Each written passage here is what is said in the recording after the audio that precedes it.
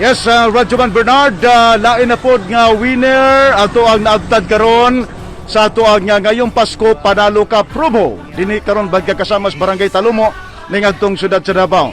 Ni atay suki nga tigpaminaw ato gyud ni siya bagya kasamang pakantahon sa atong RMN Christmas jingle sa di pa nato siya hatagan sa ato ang pinaskuhan karon bagya kasamang hapon na. Kisa pa nga nimo madam? Julissa Padillo. Konfirmado ba gyud nga kapaminawan mo DXDC? Ay, permi pa jud na. Permi kada adlaw. Sukad pa pagka gamay pa nako. Antod karon. Antod karon. Nganong ganahan man gyud mo DXDC gyud? Nindot ang mga drama o mga ang balita, updated. Updated kay mga balita. Tanaw na to kung kami-memorize ka ba sa atong RMN Christmas jingle.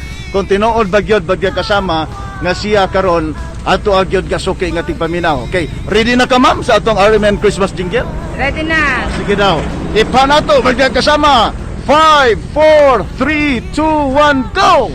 At makakarating sa tahanan, kapaskuhan, pagmamahalan, pubuhos ng galak, ng tuwa, halip at yakap, at makakarating sa bayan, ang ningning ng kalangitan, hahawiin ang lahat ng sayo'y makarating.